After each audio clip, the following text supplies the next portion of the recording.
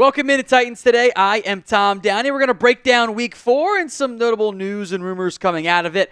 Tennessee getting a much-needed win over the Miami Dolphins, a game that wasn't that close, in large part because Miami couldn't really move the football at all. We'll break down some key players, the quarterback situation as well, since Mason Rudolph had to sub in for the injured Will Levis in this one. I want you guys to grade the Titans win for me against the Miami Dolphins. A, B, C, D, or F. It's a win. I would not go below a C, but it's up to you guys, the people. So vote for me in the comments of today's show. Let's begin with the Will Levis injury, which doesn't appear to be too bad, based on what head coach Brian Callahan has said. Levis left the game in the first quarter with a shoulder injury after he dove forward on a third down play, which I still think he got the third down. It wasn't challenged, but looked like he had it. Either way, it didn't really end up mattering in the end. So with Levis out, in comes Mason Rudolph, and he did enough to not lose the game. And I do think that is the best way to describe how Mason played in what amounts to 3.5 quarters almost of action. He was mostly a game manager. 9 of 17 for 85 yards. It is okay to be very happy the Titans won the game, to be happy with the way Mason Rudolph didn't blow it against the Dolphins offense that was just putrid and terrible. I also don't think we can, should, or need to be doing he started over Will Levis. I saw tweets of Mason Rudolph's teams are 4-0 and they've won, and he's averaged 31 points a game or 20 points a game. Yeah, they scored 31. It wasn't because of Mason Rudolph. He had 85 passing yards. If I showed you that stat line, and it said, Will Levis was 9 of 17 for 85 yards, you would have went, oh my God, we got blown out of the water and lost. Well, no. He had a good drive to get points before the end of the half, and then just drove the bus. Levis was actually off to a decent start on 3 of his 4 plays, or I guess of his passes, and maybe, all but one of the runs and one of the passes. He still had the same the thing that drives me insane about Will Levis, I'm sure it drives you guys insane too, once a game and minimum, and more often than not, multiple times a game, he just makes the worst play possible. That interception was just horrible. It is fairly straightforward for an NFL QB. It's fire zone. They're dropping a guy into coverage. They are dropping a guy into coverage right in his sight line. I don't know how he doesn't see him. I genuinely don't. It's not like he's hidden behind somebody. He's right there. You got to get away from the left side, go back to the right side. Blitz came from the right. You got to throw it to where the blitz was. Now, that's a trickier play to do as your third read, but your first 2 weren't there. Don't throw it there. You just can't keep doing it. I don't think there's going to be a quarterback change because I don't think Mason Rudolph played well enough to justify a quarterback change. So pick a QB1.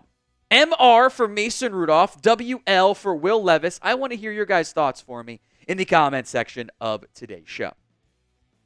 It is not like a glowing endorsement to say this, but I'm still going to ride with Will Levis.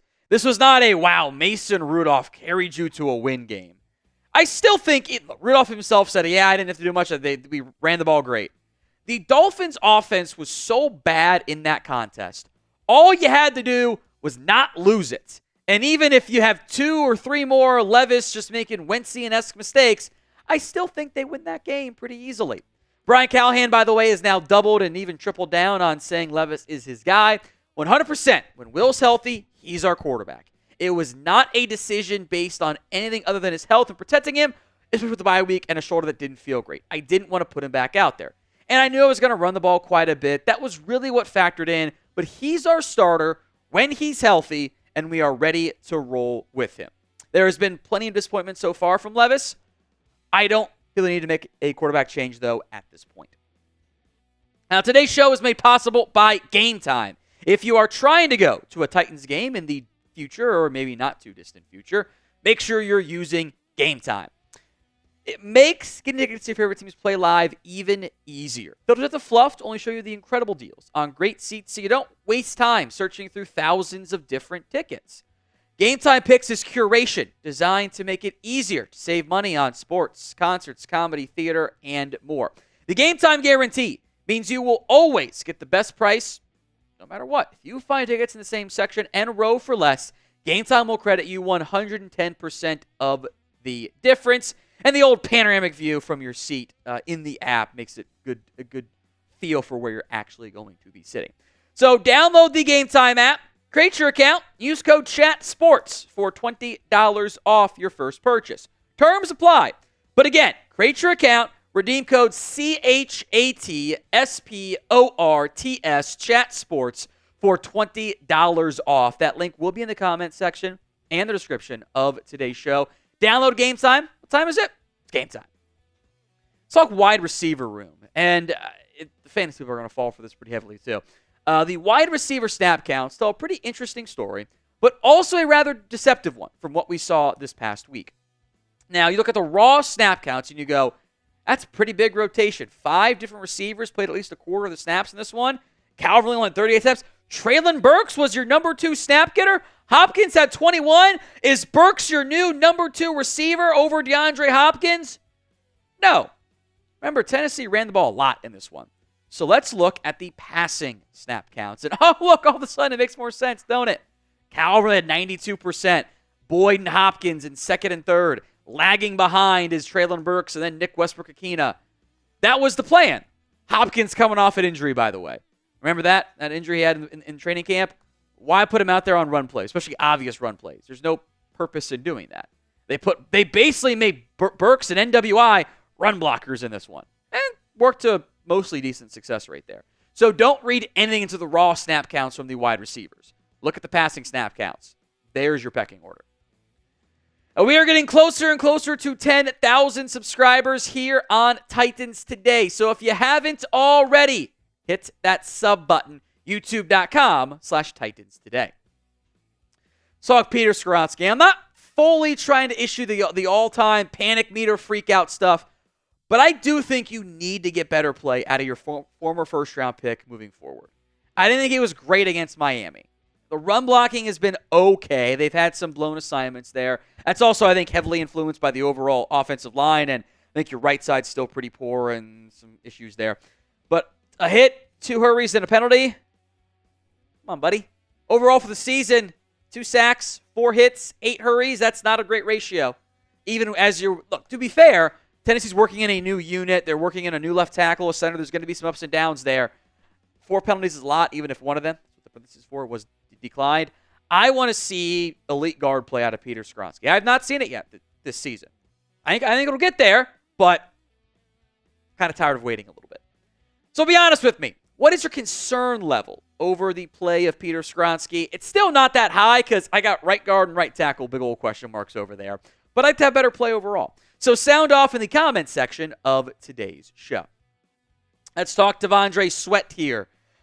Playing with no Jeffrey Simmons, Keandre Coburn getting hurt in 47 snaps, a lot of them for a man that size.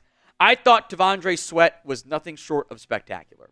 I thought he played unbelievably well for the Tennessee Titans. The final stat sheet says 6 tackles, 3 TFLs, 2 pressures. It's a lot for a nose guard across the board. I loved what I saw out of him, or 2 TFLs maybe. Either way, there was a stuff in there that was like, no gain was a TFL, was not a TFL. The play of Devondre Sweat and the Dolphins' complete inability to run the football anywhere except east to west was a huge factor in this game. It's been an issue for Miami. They've had a very tough time running the ball north and south, and it gets them into trouble in January games and in December games. But hats off to the Titans' defense. It is, frankly, very hard to lose games when your defense does this, when they allow 12 points. When they allow just 184 yards of total offense, when they have 78 yards on the ground, some of that coming late in the game from Jalen Wright, or 70 yards passing, when they allow 106 yards on the ground, when they are 3 of 15, the Dolphins were on offense on 3rd or 4th downs. That is elite defensive play. And I think maybe one of the biggest reasons why you feel good, even if you're not sold on Levis moving forward, isn't it the play of your defense? Isn't the way your defense has played this season, and they've given you great chances against the Bears and against the Jets, maybe not so much against the Packers, but 3 of the 4 games this year, look, that defense has played more than well enough to win football games. That is something that should give you some confidence as we move forward.